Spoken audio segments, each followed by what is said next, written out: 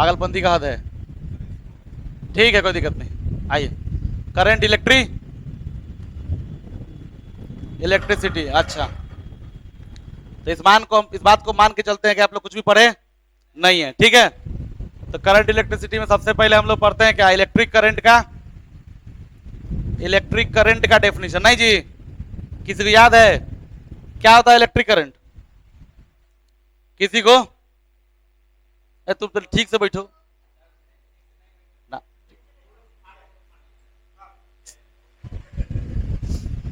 It is rate of, अरे electron नहीं बोलते, चार्ज बोलते। क्या बोलते? It is rate of flow of charge. अच्छी बात है, rate of flow of charge, कोई दिक्कत नहीं है। अच्छा, फॉर्मूला क्या होता है? I is equal to Q by T. ये कैसा करंट है? एवरेज करंट है। कैसा करंट है? एवरेज करंट है। अच्छी बात है। उसके बाद बताइए, इसको ऐसे भी लिख सकते हैं क्या, delta Q by delta T, यानी कि Q2 minus Q1 by T2 minus T1। नहीं, अच्छा, ये I is equal to D Q by D t, ये किस तरह का करंट है? Instantaneous current. अच्छा, इंस्टेंटेनियस करंट का क्या मतलब होता है मालूम है आप लोग को? देखिए क्या मतलब होता है, समझाते हैं। मान लीजिए कि आप किसी ब्रिज के ऊपर यहां पे खड़े, नहीं, यहां ब्रिज पे कहीं पे खड़े, और यहां से लोग बहुत सारा गाड़ी पास कर रहा है, नहीं, यहां से बहुत सारा व्हीकल पास कर रहा है, इधर से निकल रहा है। तो अभी टाइम हो रहा है आपको 10:55। तो आपने ऑब्जर्वेशन शुरू किया कब? 10:55 पे। और जब टाइम कितना हो गया, 11 बज गया, तब आपने देखा कि यहां से 50 व्हीकल जो है वो क्या हो गया है, पास कर गया। कितने मिनट में? 5 मिनट में। तो आपके पास इनिशियल टाइम है और आपके पास फाइनल टाइम है, और ये टाइम क्या है? फाइनाइट है। 5 मिनट बहुत बड़ा टाइम होता है, 5 मिनट में दुनिया बदल सकता है, नहीं, तो 5 मिनट बहुत फाइनाइट टाइम है। तो अगर आपसे पूछेगा rate of passing of vehicle, नहीं, rate of passing of vehicle की इस पॉइंट से इस पॉइंट, इधर से किस रेट से व्हीकल पास कर रहा है, तो आप क्या बोलिएगा? 50 व्हीकल बाई 5 मिनट, नहीं, 50 व्हीकल बाई 5 मिनट, यानी कि 10 व्हीकल पर मिनट। आपने क्या बता दिया? Rate of passing of vehicle बता दिया। तो ये कैसा आपने बताया? ये है एवरेज वैल्यू। क्या है? Average value. क्यों भैया ये एवरेज वैल्यू क्यों है, वो समझिए ध्यान से। जरूरी नहीं है कि एक एक करके गाड़ी पास हुआ हो सकता है कि एक बार में 4 गाड़ी गया हो, कुछ देर बाद 10 गाड़ी गया हो, कुछ देर बाद 15 गाड़ी गया हो, नहीं, और कोई ऐसा भी टाइम होगा जिसमें कोई गाड़ी पास नहीं किया होगा, नहीं, तो कुछ टाइम खाली भी हो सकता है। लेकिन आपने क्या किया? आपने मालूम किया कि कितना व्हीकल पास किया और कितना टाइम आपको लगा, और उसके आधार पे आपने जो डाटा दिया है वो कैसा डाटा है? वो एवरेज डाटा है। कैसा डाटा है? एवरेज डाटा है। ठीक है, लेकिन किसी आदमी ने पूछा कि ये बताओ कि 10:57 पे, एक पर्टिकुलर टाइम पे 57 मिनट पे कितना गाड़ी पास किया? नहीं, हो सकता है उस समय कोई गाड़ी पास ना हो रहा हो सकता है उस समय 25 गाड़ी पास कर रहा हो सकता है उस समय 20 गाड़ी पास कर रहा हो। तो वो जो आपको मिलेगा वो क्या मिलेगा? वो एक पर्टिकुलर इंस्टेंट का आपको डाटा मिलेगा। नहीं, तो ये भी बात गलत कहना गलत है कि 57 मिनट में सब पास कर गया होगा। पास करने में कुछ ना कुछ टाइम लगा होगा।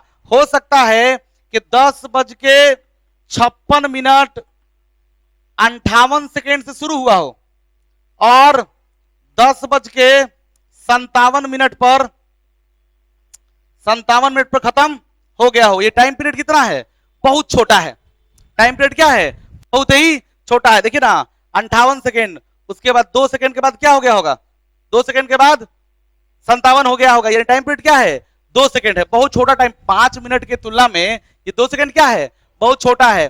तो इंस्टेंटेनियस चीजों में जो टाइम पीरियड होता है वो बहुत ही छोटा होता है। इतना छोटा होता है कि वो जीरो के नजदीक होता है।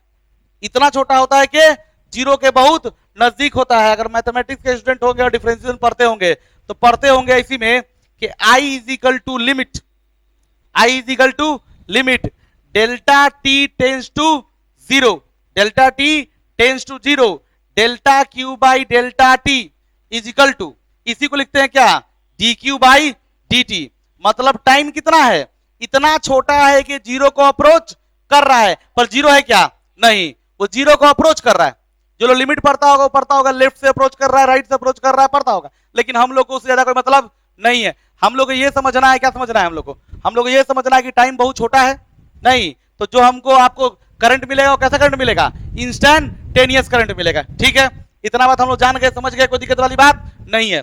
अब आते हैं टाइप ऑफ क्वेश्चन, पहले भी पढ़ चुके हैं फिर पढ़ रहे हैं टाइप ऑफ क्वेश्चन के बारे में। किसी को उतारना है इसमें से कुछ, क्या रे वो उतारेगा, चलिए उतारो, चलिए चलिए।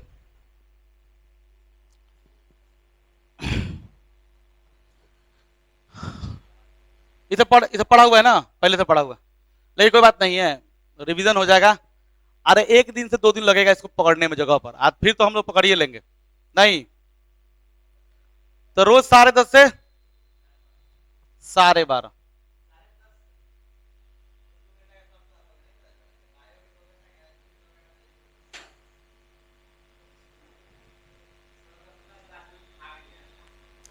ओ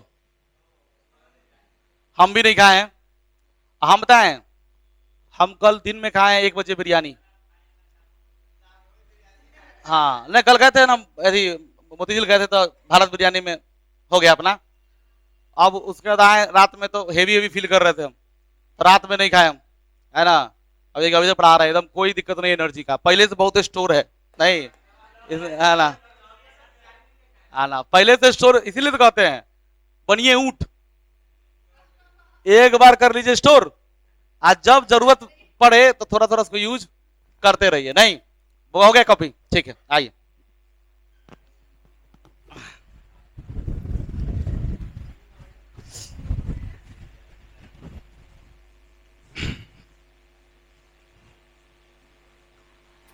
अच्छी बात है, अब देखिए बउआ देखा ध्यान से, तो हम लोग चलते हैं पढ़ने। अगर Q इज इक्वल टू दिया हुआ है, क्या दिया हुआ है, Q is equal to function of time, Q is equal to function of time, biology है कि मैथ है, अच्छा तो बहुत दिक्कत है। Q is equal to t a square plus 2t plus 1, नहीं Q का जो इक्वेशन किसके टर्म में दिया हुआ है, T के टर्म में दिया हुआ है। अब पूछे आपसे क्या, करंट, क्या पूछे, करंट, फाइंड एवरेज करंट। तो जब आपको एवरेज करंट पूछेगा तो 2 टाइम देगा, क्या देगा, 2 टाइम, बोलेगा from t is equal to 0 to t is equal to 2 second, t is equal to 0 to t is equal to 2 second. ये देखिए आपको 2 टाइम दिया है, शुरुआती पॉइंट और फाइनल पॉइंट। इनिशियल टाइम है ये, इनिशियल टाइम है ये, और ये क्या है, ये है final time, initial time and final time, very good, कोई दिक्कत वाली बात नहीं है। तो जब एवरेज पूछा है तो आप अपना फॉर्मूला में पहुंच जाइए, I average is equal to Q2 minus Q1 by T2 minus T1। तो आपको Q2 भी चाहिए, Q1 भी चाहिए, और T2 T1 का दिक्कत आपको नहीं है, क्वेश्चन में पहले ही सॉल्व करके दिया बताया हुआ है कि T1 का वैल्यू कितना है 0 और T2 का वैल्यू कितना है 2 सेकेंड, वो टाइम आपको क्वेश्चन में ही दिया हुआ है। तो आपको क्या निकालना चाहिए इसमें, Q2 और Q1।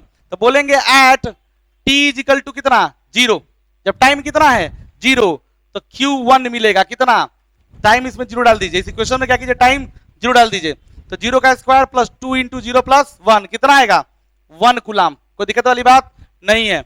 अच्छा फिर क्या बोलिएगा, t इज इक्वल टू क्या 2 सेकेंड, Q2 कितना मिलेगा 2 का स्क्वायर प्लस 2 गुणे 2 प्लस 1 कितना 9 कूलम मिलेगा ना जी। अच्छा तो आपको Q2 भी आ गया, Q1 भी आ गया, वैल्यू पुट कर देने का 9 माइनस 1 और ये 2 माइनस 0 यानी कि 8/2 कितना 4 एम्पियर करंट। कैसा करंट है, एवरेज करंट है, कैसा करंट है, एवरेज करंट।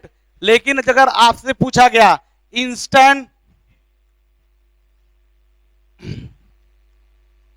करंट, कैसा करंट, इंस्टेंटेनियस करंट, तो क्या कीजिएगा इसको, ये देखिए फॉर्मूला क्या था इंस्टेंटेनियस करंट का, I is equal to D Q by D T. This is differentiation ना, डिफरेंशिएट करना पड़ेगा किसको, इस इक्वेशन को। आइए डिफरेंशिएट करते हैं, क्या करेंगे, डी टी का square by D t plus 2 D T by D T. या कॉन्स्टेंट का डिफरेंशिएशन जीरो, कांस्टेंट टर्म का डिफरेंशिएशन क्या होता है, जीरो होता है। अच्छा फॉर्मूला क्या डिफरेंशिएशन का, अगर t का power n by D T रहेगा तो क्या लिखेंगे, n इंटू टी का पावर n माइनस 1। यही फॉर्मूला फॉलो होगा। पावर कितना है यहां पर 2, n का वैल्यू कितना है 2, तो लिखेंगे 2 इंटू टी का power 2 minus 1 plus 2 multiply by T का पावर कितना है 1 मल्टीप्लाई बाई टी का पावर 1 माइनस 1 कितना हो गया 2t प्लस। अच्छा किसी चीज का पावर अगर जीरो हो जाए तो कितना हो जाता है 1 हो जाता है, तो कितना हो जाएगा ये 2। ये किसका इक्वेशन आ गया, करंट का इक्वेशन आ गया। आपको क्वेश्चन में क्या दिया था, चार्ज का इक्वेशन, आपने क्या निकाला, करंट का इक्वेशन। किसके टर्म में, टाइम के टर्म में। क्या आपको टाइम दिया हुआ है, हाँ आपको टाइम दिया हुआ है। अगर पूछता है इंस्टेंटेनियस तो आपको टाइम देगा ना, तो ये टाइम दिया मान लीजिए at t is equal to 1 second. पूछ रहा क्या, at t is equal to 1 second. Instantaneous किसी एक पॉइंट ऑफ टाइम पे होता है, आपको एक टाइम दिया हुआ होगा। इसमें वैल्यू पुट करिएगा, कितना हो जाएगा, I is equal to 2 into 1 plus 2 कितना आ गया 4 एम्पियर। कोई दिक्कत वाली बात नहीं है। इस तरह से आपको इंस्टेंटेनियस करंट और एवरेज करंट निकालने के लिए बोल सकता है। कॉपी कीजिए।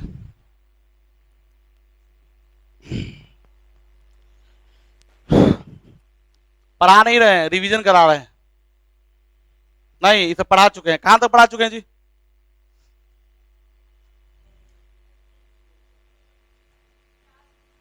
हाँ हाँ इलेक्ट्रोमोटिव फोर्स, अच्छा कारण से पढ़ा दिए थे ना, चलिए ठीक है।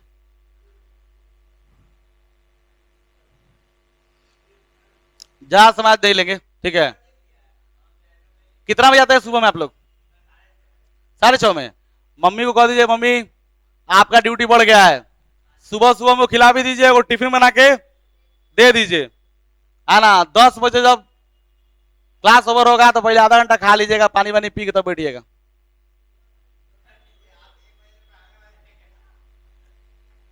तो हम पढ़ा के खत्म ना करेंगे भाई, 11th ना बाकी होगी तब। अब स्पीड नहीं पकड़ेंगे तो कब स्पीड पकड़ेंगे।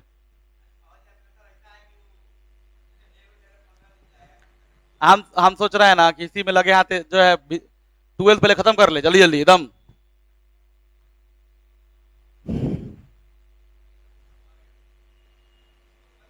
अरे कोई फर्क नहीं पड़ता, वो कौन देखने जा रहा है हम सत्य से बहुत करीब है, नहीं हम जीवन में सत्य के बहुत करीब है। हमको कोई वो नहीं है, हम जानते हैं उसको कोई देखने वाला नहीं है।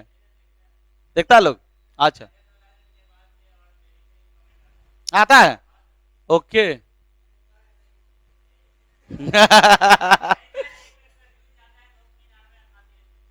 वो तो ठीक है, अपने बार बार खोल के देखते रहे, आपने बार बार खोल के हाँ?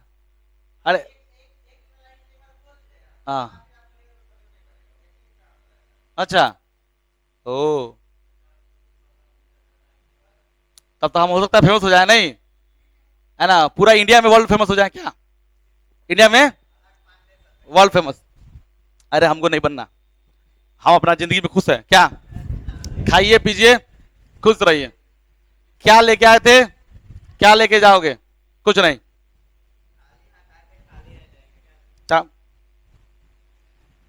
आप देखिए इसका रिवर्स प्रोसेस, इसका रिवर्स प्रोसेस।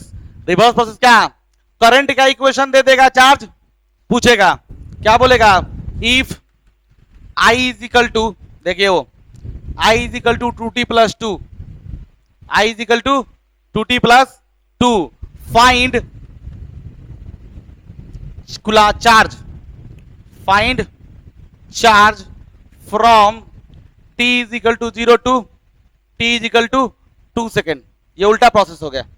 आपको करंट दिया, क्या पूछ रहा है, चार्ज निकालने के लिए, तो आप क्या कीजिएगा, dq by dt, dq by dt। आइए सॉरी हाँ ठीक तो है, लिख रहा है I is equal to D Q by D T is equal to 2t plus 2।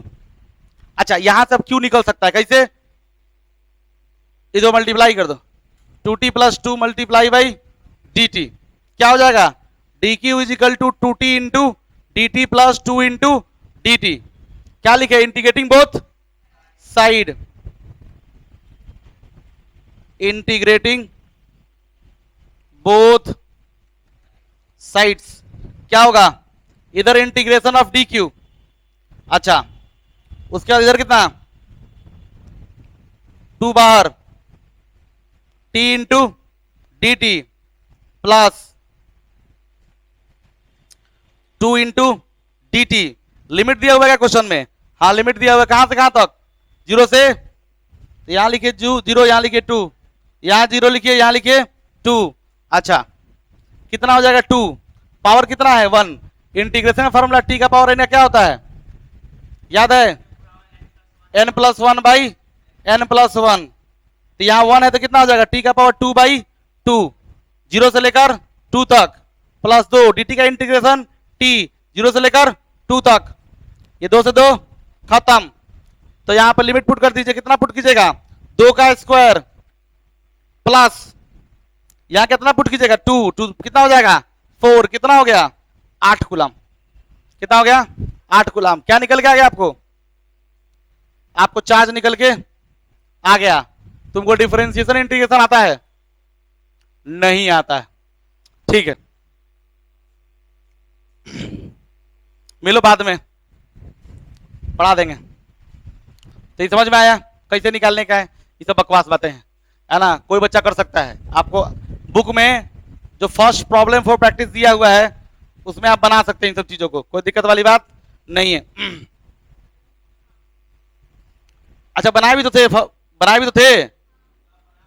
सब बना हुआ है नहीं, अच्छा देखिए आईटी ग्राफ, कोई भी ग्राफ दिया हुआ है आईटी ग्राफ मान लीजिए, इस ग्राफ का एरिया क्या होगा, इस ग्राफ का एरिया, एक आईटी ग्राफ से तो करंट कहां से हो जाएगा, किसी ग्राफ से क्या निकाला जा सकता है, दो चीज, एक एरिया दूसरा स्लोप, एक एरिया दूसरा स्लोप, एरिया का मतलब मल्टीप्लाई, स्लोप का मतलब डिवाइड, तो एरिया यानी मल्टीप्लाई, करंट इनटू टाइम क्या होगा चार्ज, तो एरिया क्या देगा चार्ज, ठीक है। और अगर Q2 ग्राफ हो, QT ग्राफ होता, क्या होता QT ग्राफ, तो इसका स्लोप क्या देता, किसी पॉइंट पे अगर स्लोप निकालते तो स्लोप किसके बराबर होता, slope is equal to current. ये दो बात याद होना चाहिए। जब आपको पूछेगा आईटी ग्राफ देगा तो आप क्या कीजिएगा, चार्ज निकालने के लिए एरिया निकालिएगा, और जब क्यूटी ग्राफ होगा तो क्या निकालिएगा, स्लोप निकालिएगा, नहीं चलिए। उसके बाद बहुत सारा चीज बताए थे कि अगर मान लीजिए कोई इलेक्ट्रॉन जो है किसी न्यूक्लियस के चारों तरफ क्या कर रहा है, चक्कर लगा रहा है, कितने स्पीड से v, और रेडियस कितना है r, इस केस में करंट कितना होता है EB बाई 2 पाई r, बताए थे EB बाई 2 पाई r। अच्छा एक बात और बताए थे आपको, याद कीजिए कि अगर मान लीजिए कि कोई चार्ज घूम रहा है किसी सर्कुलर ऑर्बिट पे, इलेक्ट्रॉन घूम रहा है और उसका फ्रीक्वेंसी गिवन है, क्या गिवन है फ्रीक्वेंसी, तब करंट कितना हो जाता है, चार्ज मल्टीप्लाई बाई फ्रीक्वेंसी। क्यों भैया, क्योंकि फ्रीक्वेंसी जो होता है रेसिप्रोकल ऑफ होता है टाइम 1/t, नहीं तो q/t ऑटोमेटिक हो गया वो। बहुत सारा क्वेश्चन बताए थे। अच्छा हम बताए थे कि मान लीजिए कोई सोल्यूशन है, क्या है सोल्यूशन, उसमें क्या होगा positive ion plus positive ion और निगेटिव आयन दोनों होगा। इसमें जब करंट के बारे में पूछेगा तो क्या बोलेंगे, इसमें करंट के बारे में बोलते हैं number of positive ion plus number of negative ion multiply by E divided by T. ये भी आप एक कॉपी में मिल जाएगा, ये भी क्वेश्चन हम कराए हुए हैं, ठीक है। तो ये हो गया ऑल अबाउट ऑफ करंट, नहीं करंट के बारे में सारी बातें करंट के बारे में समझाएं। ये बताइए करंट कैसा होता है, स्केलर की वेक्टर,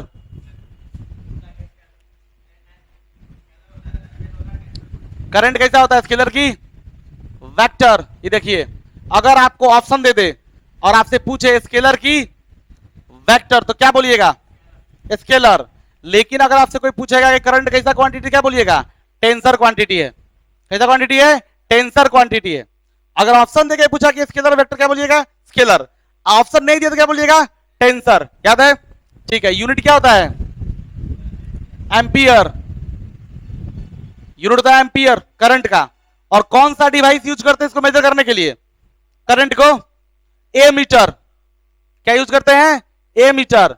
तो किताब में जाकर प्रॉब्लम फॉर प्रैक्टिस जो 1 है उसको फिर से बना लीजिएगा, देख लीजिएगा क्या बनता है क्या नहीं बनता है। चलिए ठीक है, ये रिवीजन हो रहा है आपका। अच्छा, उसके बाद क्या पढ़ाए थे? Type of current. वो अरे तुम करो क्या, किसी से नोट ले लो, ठीक है? नोट दे देना, जहां तक पढ़ा हुआ उतार लेना, ठीक है? उसके बाद हम समझ लेना। अब तुम बउआ हमसे एकदम संपर्क साध लो, नहीं तो मालूम चला कि तुम्हारा फिजिक्स जो है चला गया कहाँ? ऊंट के पेट में, है ना?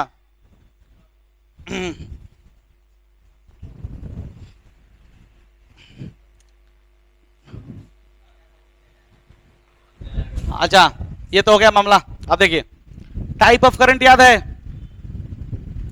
टाइप ऑफ क्या होता? Type of current on basis of generation. On basis of generation. अरे जनरेशन मतलब क्या होता है? हाँ, उत्पादन ना। उत्पादन के आधार पे दो तरह का आप करंट उत्पन्न कर सकते हैं, एक डीसी और एक एसी। डीसी का मतलब डायरेक्ट करंट, डायरेक्ट करंट। और एसी का मतलब अल्टरनेटिंग करंट।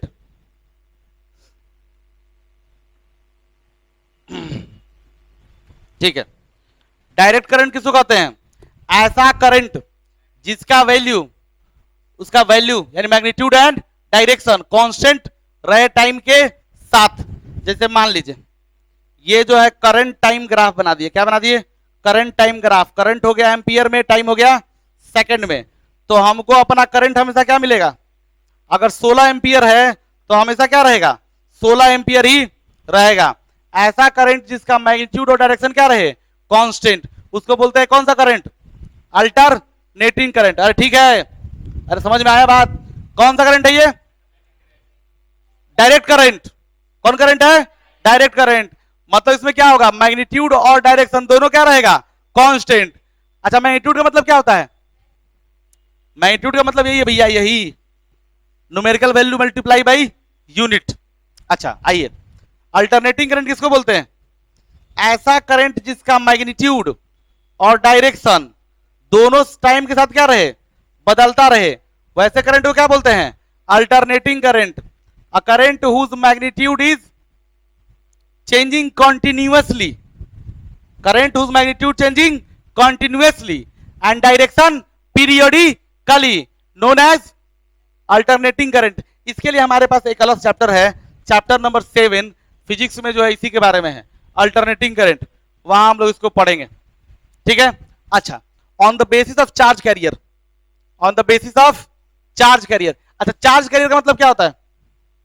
कौन बताएगा? जो चार्ज को ढोता हो। अरे साइकिल में क्या लगा रहता है? कैरियर। वो कैरियर कैसा रहता है? सामान को ढोने वाला। उसको कैरियर कहना गलत है, वो क्या है? गुड्स कैरियर है। क्या है? Goods carrier. गुड्स कैरियर का मतलब क्या? सामान को ढोने वाला कैरियर है। नहीं, चार्ज कैरियर का मतलब क्या? वो जो चार्ज को ढोए, चार्ज को ढोए। तो चार्ज को ढोने का काम कौन करता है? इलेक्ट्रॉन, नहीं तो प्रोटॉन, या तो पॉजिटिव आयन या तो निगेटिव आयन, ठीक है? तो on basis of charge carrier, on basis of charge carrier, current कितने तरह का? दो तरह का बुआ। एक कौन सा करंट? कन्वेंशनल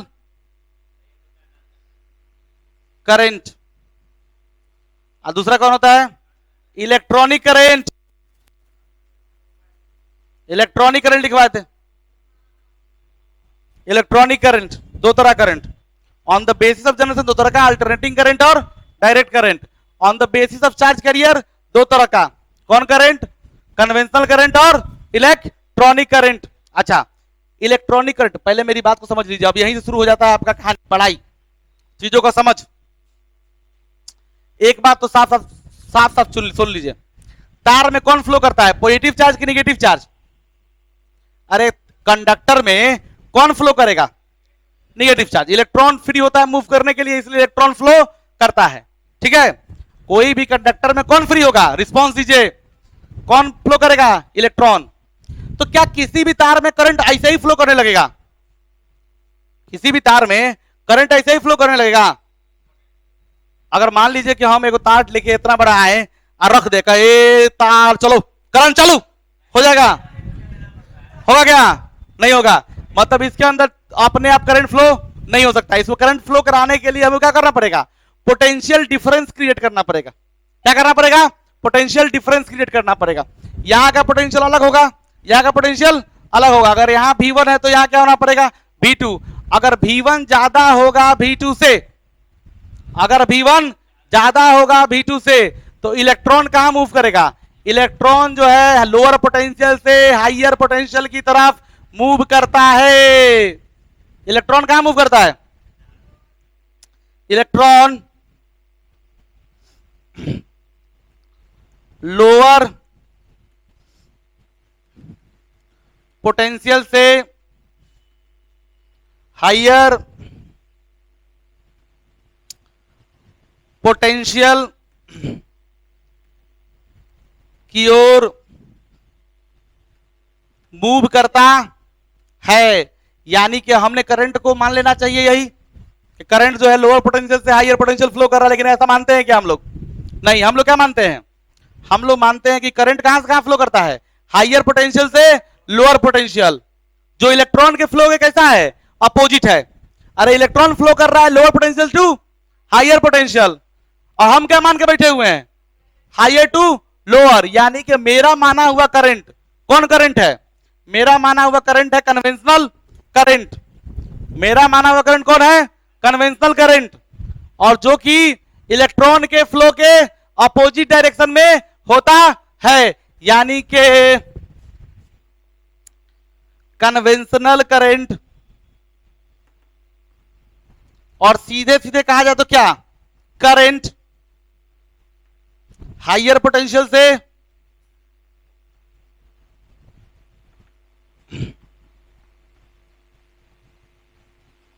लोअर पोटेंशियल को फ्लो करता है, जो कि इलेक्ट्रॉन के फ्लो के अपोजिट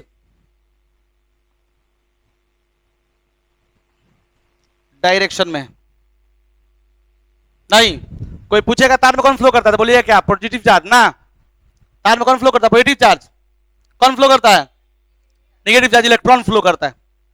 तो क्या इलेक्ट्रॉन के फ्लो करंट कर देंगे? नहीं। करंट क्या होता है? हायर पोटेंशियल टू इलेक्ट्रॉन के फ्लो के अपोजिट डायरेक्शन में, ठीक है। चलिए, ये लिखे हुए हैं क्या? लिखा होगा, सब लिखा होगा। नहीं, चलिए ठीक है। अच्छा, तो आप पोटेंशियल डिफरेंस कैसे क्रिएट कीजिएगा? How we can create potential difference? Battery लगा के। क्या लगा के? बैटरी लगा के। जब इस तार में हम बैटरी जोड़ेंगे इस तरह से, ये क्या जोड़ दिया? बैटरी। तो जब बैटरी जोड़ेंगे तो क्या होगा? पोटेंशियल डिफरेंस क्रिएट होगा। अच्छा, बैटरी क्या प्रोवाइड करता है? बैटरी को क्या बोलते हैं? Source of EMF. क्या बोलते हैं? Source of EMF. ईएमएफ का मतलब क्या? Electromotive force. Source of EMF क्या? Electromotive force. ईएमएफ का डेफिनेशन लिखवाया हुआ है, ठीक है। अच्छा, हम इसमें बताए थे, सुनिए ध्यान से, मेरी बात समझिएगा। अगर मान लीजिए, ध्यान से देखिए, अगर मान लीजिए मेरे पास एक बैटरी है जो है 12 वोल्ट का। कितने वोल्ट का? 12 वोल्ट का। और ये बैटरी का ये दो टर्मिनल है। मतलब अगर अगर हमको तार जोड़ना है तो कहां जोड़ना पड़ेगा? अगर बल्ब जलाना है हमको, हम चाहते हैं कि बल्ब जल जाए, तो कहां जोड़िएगा बल्ब को लाके? बल्ब का एक तार यहां पर जोड़िएगा, अरे हाँ के ना, एक तार यहां जोड़िएगा, तभी क्या होगा? बल्ब जलेगा। नहीं, यानी कि इसमें बल्ब तभी जलेगा जब करंट इसमें जाएगा।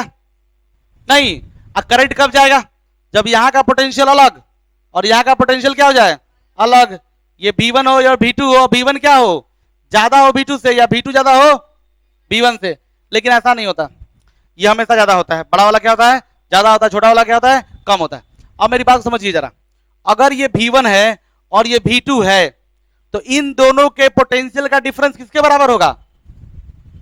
इन दोनों के, अरे V1 माइनस V2 किसके बराबर होगा? ये 12 वोल्ट के बराबर होगा। यहां का पोटेंशियल माइनस यहां का पोटेंशियल किसके बराबर? 12 वोल्ट के बराबर होगा। आप एक बात देखिए, जैसे मान लीजिए कि आपके पास एक बैटरी है, ठीक है, जो 12 वोल्ट का है, और यहां पे अगर 3 वोल्ट है, तो यहां कितना होगा?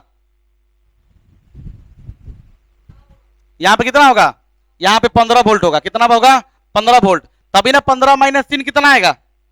12 आएगा। नहीं, अगर मान लीजिए कि मेरे पास एक बैटरी है जिसके पास मैंने यहां माना है -3 वोल्ट है, और ये 12 वोल्ट का है, तो यहां कितना वोल्ट होगा? अरे कितना वोल्ट होगा? अरे यार या V1 है और ये क्या है? V2। V1 माइनस V2 कितना आना चाहिए? 12 आना चाहिए। लिखिए ना, V1 minus V2 must be equal to 12। तो V1 का वैल्यू पता नहीं है, V2 का वैल्यू कितना है? -3, 12। तो -3 क्या हो जाएगा? +3 हो जाएगा क्या? अब हो जाएगा तो कितना हो जाएगा? V1 is equal to 9 volt. यार इसका वोल्टेज कितना होना चाहिए? 9 वोल्ट होना चाहिए। आपको नहीं समझ में आया? नहीं आया ना? अरे यार क्या समझ में?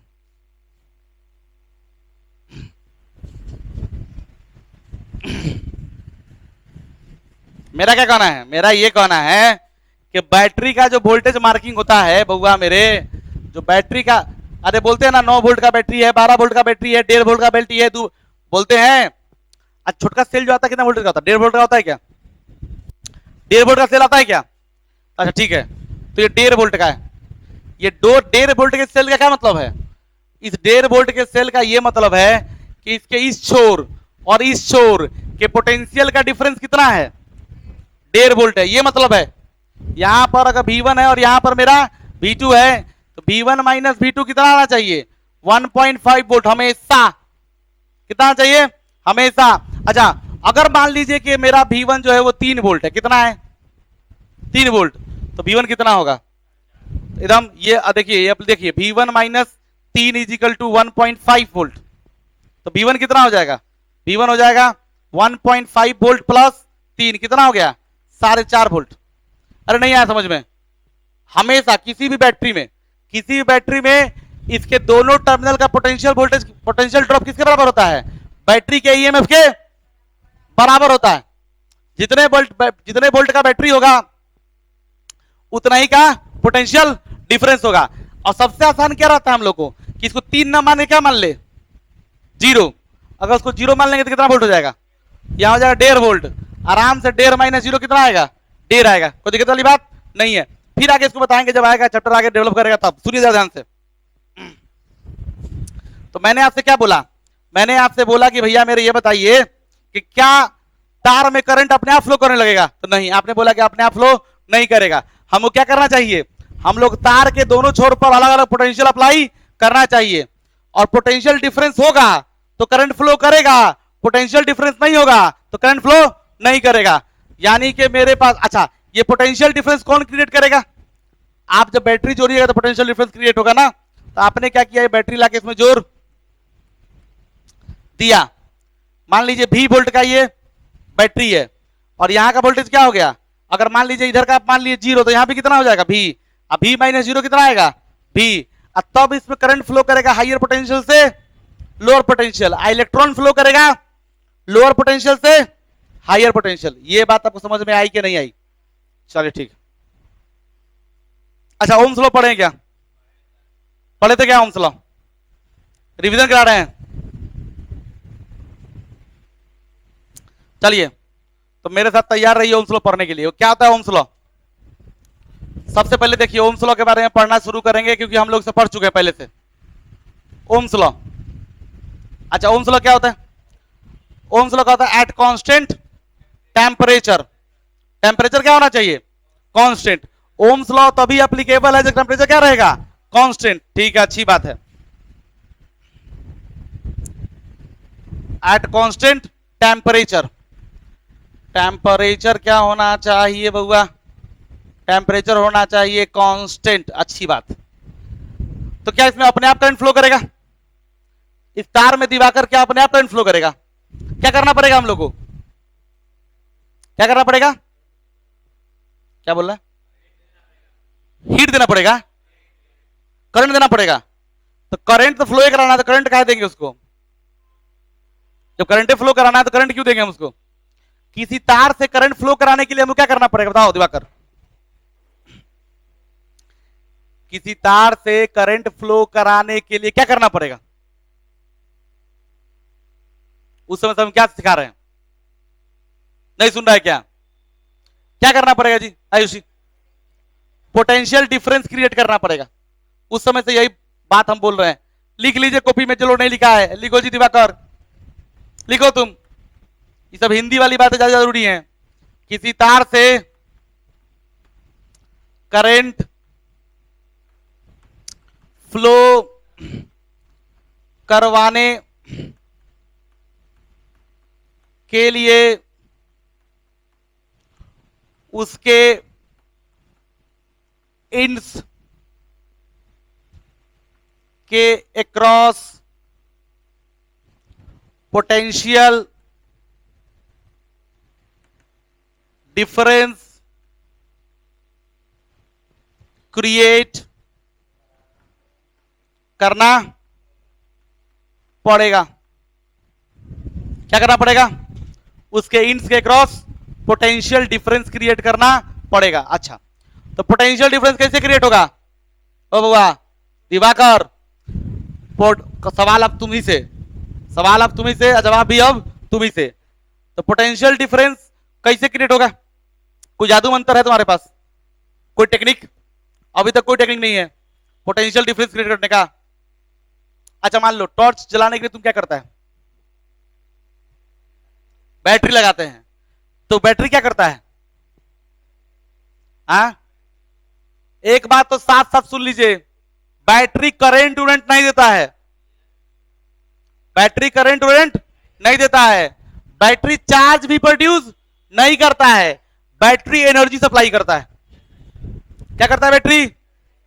याद रहेगा, भूल जाओगे। क्या करता है बैटरी? एनर्जी सप्लाई करता है। किसको? इलेक्ट्रॉन्स को। किसको? इलेक्ट्रॉन्स को। इलेक्ट्रॉन्स को एनर्जी सप्लाई करता है।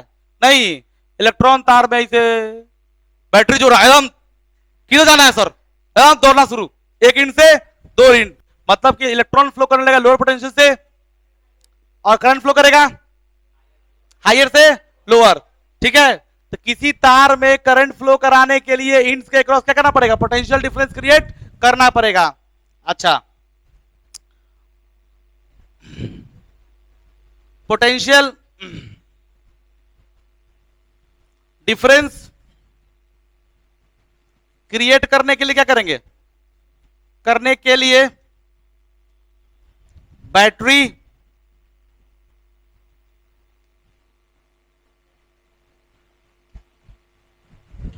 क्या करेंगे? पोटेंशियल डिफरेंस क्रिएट करने के लिए बैटरी जोड़ेंगे। नहीं, तो बैटरी कहां जोड़ते हैं?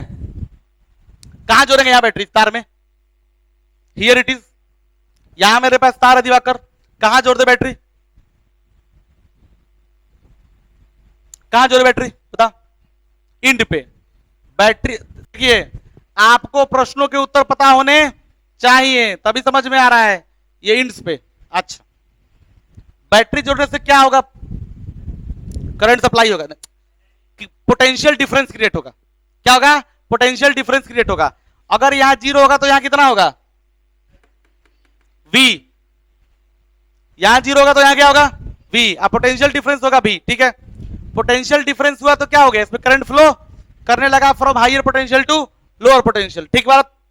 ओम्स ने कहा कि at constant temperature current flowing through a conductor is directly proportional to applied potential difference.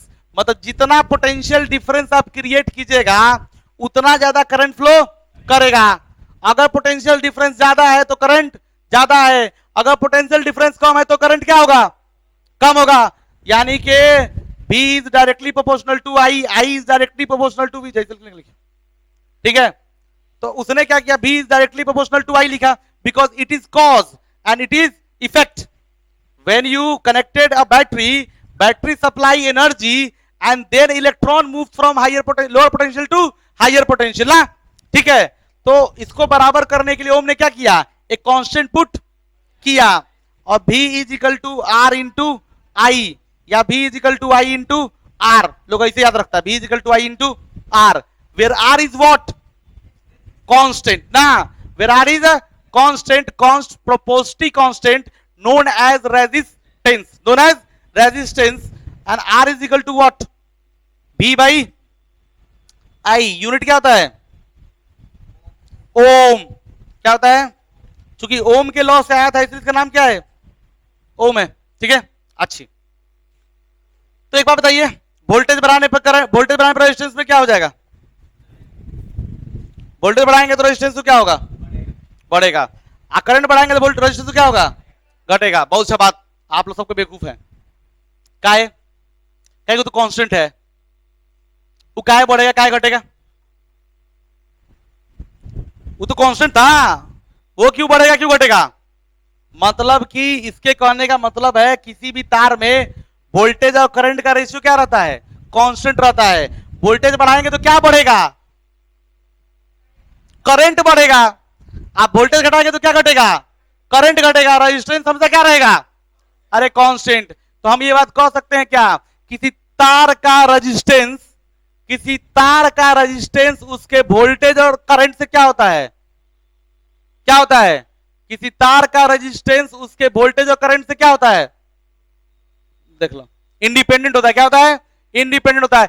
मतलब किसी तार का रेजिस्टेंस वोल्टेज पे और करंट पे डिपेंड नहीं करता है. What ever voltage you supplied, current according क्या होगा, फ्लो करना शुरू कर जाएगा. वोल्टेज बढ़ाएंगे तो करंट क्या हो जाएगा, बढ़ने लगेगा. वोल्टेज घटाएंगे तो करंट क्या होगा, वोल्टेज घटाएंगे तो करंट क्या होगा, घटने लगेगा. लेकिन रेजिस्टेंस कभी चेंज नहीं होगा. किसी तार का रेजिस्टेंस उसके वोल्टेज और करंट से क्या होता है, इंडिपेंडेंट होता है. लिख लेना है कॉपी में.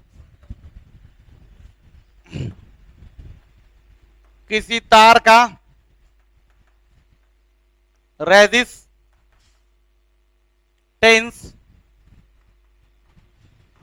उसके वोल्टेज एंड करंट से क्या होता है, कल सुनेंगे ना तब बताएंगे.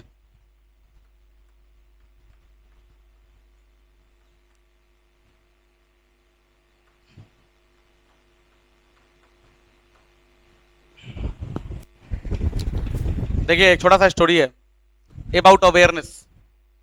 अबाउट अवेयरनेस मतलब बुद्धिज्म में और बहुत सारा ऐसा रिलीजन है, ऐसा इथिनिटी है जिसमें अवेयरनेस को बहुत ज्यादा महत्व दिया गया है. बुद्धिज्म, ठीक है, बुद्ध में, बौद्ध धर्म में, और बहुत सारा दुनिया में ऐसा, लाओ एगो गुरजीव थे, ठीक है, एक जैन रिलीजन है, जैन रिलीजन, उसमें ऐसा बहुत सारा रिलीजन है जहां पर यहाँ तक हिंदुइज्म में भी, ठीक है, अवेयरनेस को बहुत ज्यादा जो है महत्व दिया गया है. अवेयरनेस क्या चीज होता है, किसी भी चीज को पूरा पूरा ऑब्जर्व करना और उसको छोड़ के कुछ भी ना ऑब्जर्व करना इज अवेयरनेस नहीं. जैसे कि देखिए पढ़े थे बुक, उसमें पढ़ रहे थे कि एक चाइना में एक राजा थे, उनको क्या था कि अपना उत्तराधिकारी चुनना था, मतलब नेक्स्ट राजा चुनना था. तो उन्होंने तय किया कि मेरा ये वाला बेटा जो है क्या बनेगा, राजा बनेगा. तो उन्होंने क्या किया कि उसको भेज दिया कहां, अपने गुरु के पास, समवेयर इन माउंटेन्स. कोई रहता नहीं है, बुद्ध लोग अलग टेम्पल होता है, बौद्ध टेम्पल, माउंटेन्सरी बोलते हैं जिसको, जहां पे जाके सब दीक्षा उक्षा लेता है. तो देखिएगा वो लोग ना, वो लोग होता है शांति प्रिय, लेकिन सिखाता क्या है, कराटे. देख सोचते कभी, होता क्या है, शांति प्रिय, अहिंसा परमो धर्म, अहिंसा नहीं करने का, पर सीखता क्या है? Martial art. बहुत अजीब सा चीज है नहीं? तो उसका भी लॉजिक है उन लोगों के पास। क्या लॉजिक है? कि it's better to be a warrior in garden rather than gardener in war. मतलब कि गार्डन में, बगीचे में वॉरियर होना अच्छा है, लेकिन वॉर में जाके गार्डनर होना अच्छा नहीं है। इसीलिए वो लोग क्या करता है? सीखता है क्या? Martial art. तो अपने बेटा को वहां भेज दिए। तो जब बेटा को अपने वहां भेज दिए तो वहां पर क्या सिखाया गया उसको? देखिए प्रोसेस। उसको बोला गया कि आपको पोछा मारना है, सुबह उठते पोछा मारना शुरू कर देना है, और रात के सोने समय तक ही पोछा मारते रहना है, और बीच में खाने वाने की छुट्टी जो है वो।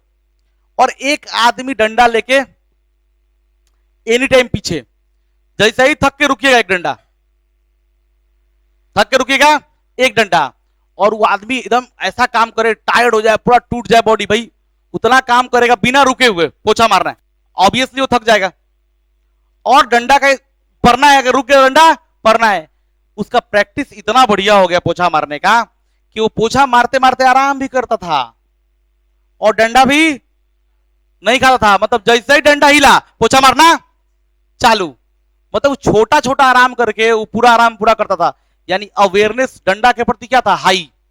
डंडा कहीं भी हो, डंडा हिला नहीं, किसको मालूम? चल गया ओ डंडा हिल चुका है, ओके नाउ। फिर उसका बढ़ा क्या? अवेयरनेस।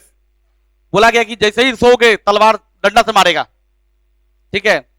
तो फिर डंडा हटा के तलवार कर दिया गया कि जैसे ही सोओगे तलवार तुम पे गिर जाएगी। अब ये रात भर सोई नहीं, जगा हुआ है ना। अब बेचारा कितना दिन नहीं सोइएगा, नींद तो आएगा। फिर इसका अवेयरनेस इतना बढ़ गया कि तलवार हिले नहीं कि आंख, मतलब सो भी जा रहा है और तलवार हिला तो उड़ भी जा रहा है। That is level of awareness. जब खूब अवेयर हो गया तब इसको गुरु बोले कि जाओ अब तुम राजा बनने के लायक है। A king must be aware. एक राजा को बहुत अवेयर होना चाहिए कि देश राज्य में क्या हो रहा है। तो ये तो कहा वाह बहुत, हम तो अवेयर हो गए। तो कहा कि अरे गुरु जी के ऊपर ही तलवार वाला टेक्निक को ट्राई किया जाए क्या सोते समय? तो गुरु जी बोलते हैं, सोच रहा है भीतर मन में, गुरु जी बोलते हैं सोचना भी मत। मतलब गुरु जी कितना अवेयर रहे होंगे कि लोग के मन का बात भी, मतलब लोगों के मन में हरकत पकड़ ले रहा है इंसान, वो कितना अवेयर होगा। तो अवेयरनेस बहुत जरूरी है। हम पढ़ा रहे होते हैं, आप लोग का अवेयरनेस नहीं रहता। मतलब मोरल ऑफ द स्टोरी क्या है? इतना स्टोरी सुना है। अवेयरनेस, जो हम बोले उसको अपने दिमाग में जगह दीजिए, नहीं तो फिर क्या होगा? आया राम गया राम, कहानी खत्म। और हम इतना कहे छोटा छोटा बात सब लिखवा रहे हैं, क्योंकि छोटा छोटा बात मिलकर ही क्या बनता है? बड़ा बात बनता है। मेरा ध्यान अभी इस पे नहीं है, एक्चुअली मेरा ध्यान केबीएल केसीएल पर है, इसलिए ये सब बात हम लिखवा रहे हैं कि जब केबीएल केसीएल आए तो हमको दिक्कत नहीं हो। बोले कि देखो ये होता है, आपको यहां हम पढ़े हुए हैं, जानते हैं नहीं, क्योंकि सडनली कोई चीज आपके सामने आएगा तो आप सरप्राइज हो जाइएगा। इसीलिए पहले ही से जान पहचान होना जरूरी है कि फिर हम बोले तो कह रहे जान पहचान है, अपने ही आदमी है, कोई दिक्कत वाली बात नहीं है। नहीं तो याद रखिए, जो लिखवा रहे हैं उसको याद करके, नहीं तो कल तो हम, याद है ना, चिंता था चीता चीता, ये हाँ लेके आएंगे डंडा। देखिए तो हमने क्या सीखा आज? हमने सीखा कि कोई भी तार में करंट अपने आप फ्लो नहीं करता है। क्या करना पड़ेगा? पोटेंशियल डिफरेंस क्रिएट करना पड़ेगा। पोटेंशियल डिफरेंस क्रिएट करने के लिए क्या करेंगे? बैटरी कनेक्ट करेंगे। अब बैटरी कनेक्ट करेगा तो क्या होगा? करंट फ्लो करना शुरू हो जाएगा, higher potential to lower potential. Electron flow करेगा lower potential to higher potential. नहीं, अच्छा फिर हम क्या बोले? हम लोग इसी नियम से क्या पढ़े? ओम का नियम पढ़े। ओम ने क्या कहा था? At constant temperature, at constant temperature the current flowing through a conductor is directly proportional to applied potential difference. नहीं, V is directly proportional to I. तो आर हमको निकल के कितना आ गया? V by I. फिर मैंने बोला क्या? मैंने बोला कि भाई किसी भी तार का रेजिस्टेंस उसके वोल्टेज और करंट पे डिपेंड करता है? नहीं डिपेंड करता है, इंडिपेंडेंट होता है। वोल्टेज करंट पे डिपेंड नहीं करता है। वोल्टेज बढ़ाइए घटाइए कोई फर्क नहीं पड़ता, करंट बढ़ाइए घटाइए रेजिस्टेंस पे कोई फर्क नहीं पड़ेगा। अच्छी बात है। तो भाई रेजिस्टेंस पे फर्क पड़ेगा तो कैसे पड़ेगा वो देखने का है। तो किसी तार का रेजिस्टेंस चार बातों पे डिपेंड करता है। किसी तार का रेजिस्टेंस 4 बातों पे डिपेंड करता है, लिखते हैं।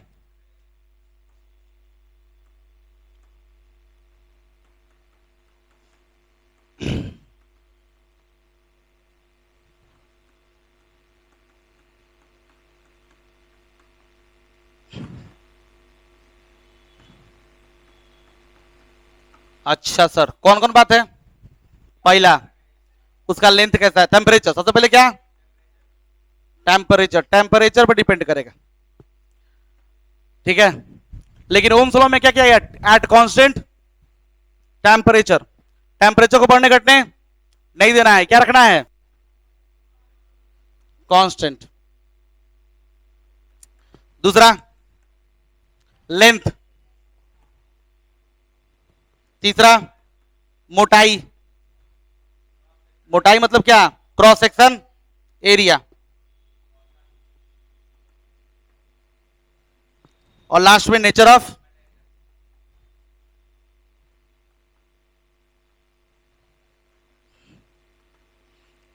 मटेरियल। और इन्हीं बातों से फॉर्मूला बना था क्या? R is equal to rho into L by A. नहीं, मोटाई बढ़ेगा तो रेजिस्टेंस घटेगा, लंबाई बढ़ेगा तो रेजिस्टेंस बढ़ेगा। और नेचर, जैसे कि मान लीजिए कॉपर का रेजिस्टेंस कम होता है, एल्युमिनियम का रेजिस्टेंस ज्यादा होता है, या नेचर पर भी डिपेंड करता है। नहीं, तो ये हो गया आपका ओम्स लॉ, ठीक है। अच्छा, what is the reciprocal of resistance? Conductance, conductance. What is the reciprocal of resistivity? Conductivity. लिखवाया हुआ है, लिखवाया हुआ है, यहां तक पढ़े हुए हैं। कल पढ़ेंगे हम लोग करंट डेंसिटी। टाइम कितना हो गया? 11:42, ठीक है। कल क्या पढ़ेंगे हम लोग? करंट डेंसिटी, करंट डेंसिटी पढ़ेंगे। और कल जो है हम लोग का शुरू हो जाएगा क्या? कल हम लोग मेन टॉपिक पहुंच जाएंगे, ठीक है। तो जहां तक आपको पढ़ाए हैं याद रखिएगा, होगा तुम नोट कर लेना, ठीक है। और सुनो, तुमको लगेगा 2 बातें। क्या लगेगा? वो पहले तो आपको डिफरेंशिएशन एंड मैथमेटिक्स के टीचर बैठे हुए, जाकर पकड़िए उनको, अब बोलिए कि बेसिक डिफरेंशिएशन और बेसिक इंटीग्रेशन पढ़ा देने के लिए। मैथ बचा हुआ है क्या आप लोग का? कि हो गया मैथ? और लास्ट है, हम बहुत खुश हैं हम, है ना? हाँ, आएंगे। हाँ, डिफरेंशिएशन और इंटीग्रेशन, ये बेसिक आपको आना चाहिए। और फिजिक्स की कुछ बेसिक बातें कल 10 बजे आ जाएंगे, 10:10 तक आ जाएंगे, ठीक है। तुम्हें कुछ बेसिक पढ़ा के तब शुरू करेंगे, चलिए। अच्छा, 10:30 से 12, हम 12:30 नहीं जाने वाले, भूख हमको भी लगा रहा था। नहीं, ऊँटे आदमी है तो क्या है, कम से कम एक बार तो खेवे ना करेगा क्या? चलिए ठीक है।